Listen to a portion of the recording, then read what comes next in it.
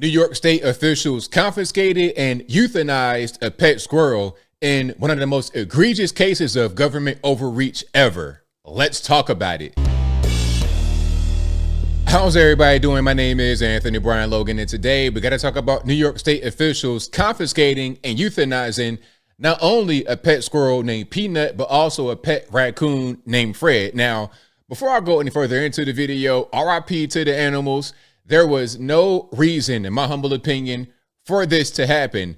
They're going to say, oh, you can't have a wild animal as a pet, all this, that, and the third. But let's talk about some context, okay? Because the context is very important. Now, the people that own the pet squirrel and the pet raccoon have an animal rescue. They have hundreds of animals. I would think if you got like 50 horses and you feed them every day and they're alive, you know about animals. You know how to care for animals. So why, oh, why would you confiscate a pet squirrel that they've had for the past 6 years with zero complaints? Why would you take that? Because one hater online filed a complaint? Understand this. The squirrel has millions of followers. This is the most famous squirrel in the world. So of course you're going to have haters. People are going to call, oh, the squirrel did this, the squirrel did that. Oh, they got a squirrel over there. Go look at it. Maybe do an investigation, figure out what's going on, rather than going to their home, 10, 12 officers deep, and ransacking the house looking for a squirrel and a raccoon. Now, before I go any further, let's get into the actual clip here. I'm going to play first the news clip, then I'm going to play their thoughts, the husband and the wife, because this got so crazy. They looked into the wife's immigration status. Totally unreal. But without further ado, let's go ahead and roll it. Mark Longo says he was blindsided on Wednesday morning when agents from the State Department of Environmental Conservation came looking for his famous squirrel. I was just going through my daily routine of feeding all of our 71 rescue horses at our nonprofit animal rescue. 71 rescue horses. 71. You would think they know a little bit about animals, how to protect them. Just maybe. Just maybe. Midway through that, a line of DEC officers, about 6 to 8 of them, showed up and gave me a warrant for a squirrel and a raccoon. The search warrant said Longo was in unlawful possession of wildlife. He says agents ransacked his property for 5 hours until they found Peanut and Fred the raccoon. Was that necessary to ransack the house? I mean, really? For a squirrel and a raccoon? Come on. Complied. We weren't allowed to move. We were police escorted into the bathroom. Mind you, this is a search warrant for a squirrel and a raccoon. And I feel like this was a little bit of an overkill. A little bit of an overkill. Longo says he was working on the necessary paperwork to be able to legally own Peanut as an educational animal. You're not only hurting my family by taking Peanut away from me, but you're also hurting the organization that we started on the back of a rescue squirrel. We named this organization Peanut's Freedom Farm because he has been such a big portion of my life and so many people around the world. You know, we've promoted the fact that squirrels are not good pets. They don't deserve to be inside, but there are rare occasions where you stumble on an animal that unfortunately can't survive in their normal habitat. That's the only reason why Peanut was ever a rescue animal. Longo says he rescued Peanut 7 years ago in New York City after the squirrel's mom was hit by a car. He says he rehabbed Peanut and tried to release him into his backyard. But Longo says Peanut never developed the instincts to survive outside. Let's pause. This is not uncommon when you get animals that maybe should be outside. Like, it's kind of like a zoo, really, because you have animals raised in captivity. They can't get put out into the wild. So they are kind of doing the same thing as a zoo. So I'm trying to figure out what's the problem. Why was it this big deal to ransack the house and take 2 animals? Why?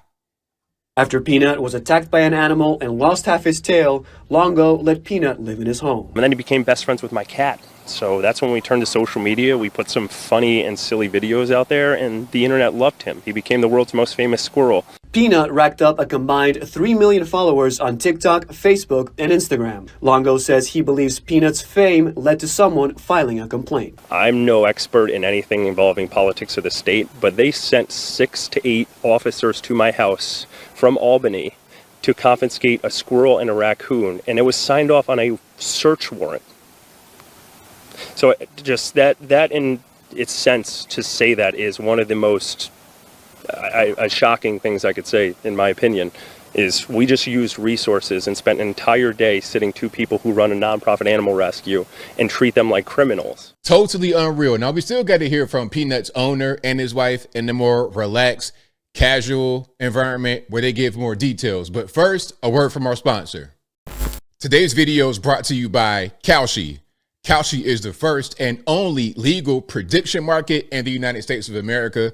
The federal government approved Kalshi to offer a brand new class called event contracts, which allows you to take positions on the outcome of future events, like the election coming up right now, 2024, November the 5th. Do you know about politics? Do you know about economics?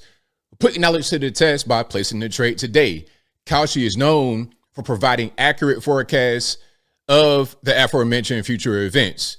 Now, look, we're going to go straight to Kalshi right now and take a gander at the odds. Do you see the odds right here? Look at this.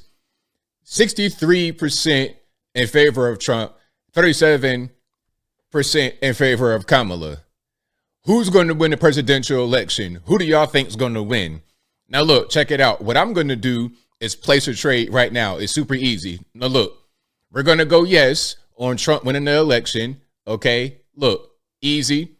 And then we're going to bet a certain amount of money. So right now it's at 0. Let's go $100.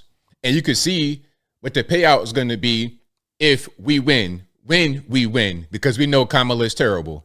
Now look at that.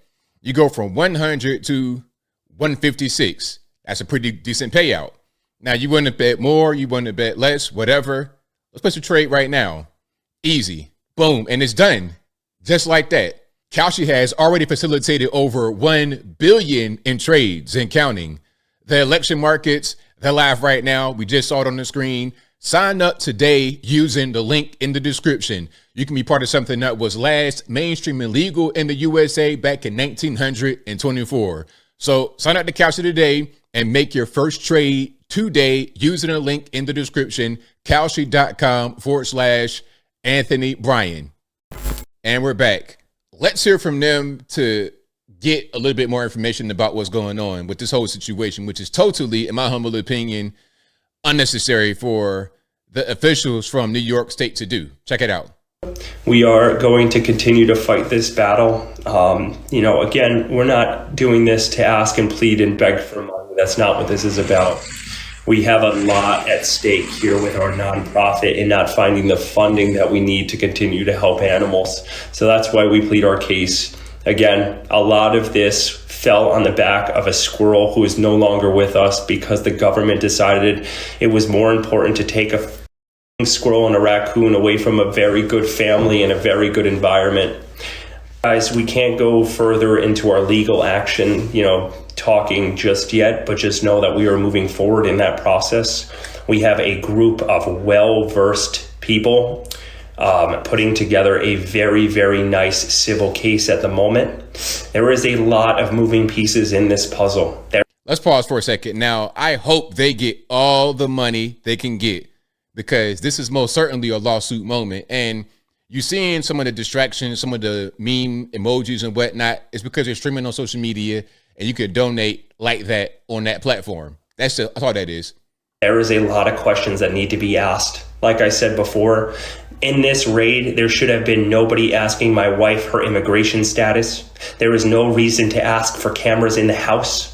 Let's pause on the immigration status thing. Now, in New York City, they're not in the city, they're in New York State, but in New York City, migrants everywhere, illegal aliens everywhere. Is anyone going out on the street saying, hey, what's your status? But you're going to go to an animal rescue and ask someone their immigration status?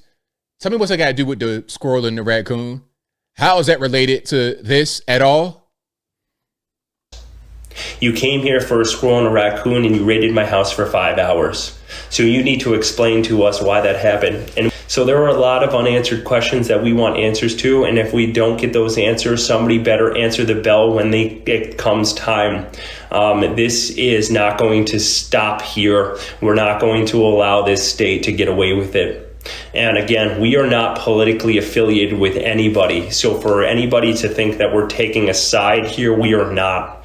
We are taking the side of the animals that we lost on this tragic day. We're taking the side of the animals that we continue to rescue and continue to help the ones that we have at our sanctuary. And that's what I want everybody to understand. This is about animals and the unkind demise of 2 animals that did nothing but bring joy to this world. And we took their lives for what? We spent many dollars coming up with this investigation. The DEC officers came from Albany, which is 2 hours away. The state planned this. The state signed off on this. Multiple people in our government in the New York state signed off. They signed a death warrant for my 2 animals. And that's why we are sitting here today. Totally ridiculous. And it's not even about Democrat, Republican. It's not even about that. It's about 100% government overreach. A warrant for a squirrel. Again, I know you might not be able to own an animal like that. It might be illegal, but I mean, there is a certain thing called discretion. You're going to launch an operation. What's Operation Squirrel? Operation Peanut? Operation Fred? Is that what you did in New York State? You put resources behind that? I don't think this is really high on the priority list. There's a bunch of other things you could be doing in New York, like dealing with the fentanyl everywhere, dealing with the illegal aliens. Deal with that rather than going to an animal rescue and euthanizing. And they said they were testing the squirrel for rabies. That's why I got euthanized. 6 years at an animal rescue, you would think that they would know if the animal has a problem or not. As I close, I want to say this. RIP to their animals. That was too much. Really ridiculous. And I'm all for the government being able to have laws and regulate things when needed, but use a little bit of common sense. Do an investigation. Use some discretion. That's what I would say. Not just in this case, but in all cases. And I think I'll leave that right there for now. And what say you? What's your take on this whole situation? I mean, if you ask me, it's just over the top. It's way too much. But maybe, in your opinion, is right. It was needed. It was justified. Whatever your thoughts are, let me know in the comments below. You guys clearly know where I'm at. 2 words: government overreach. Not about Democrat, not about Republican, not about nothing other than the government doing way too much for no reason, in my humble opinion. But whatever your thoughts are, please let me know in the comments below. And that's all I got to say for this video. If you like what you heard, please comment, rate, share, and subscribe. Peace.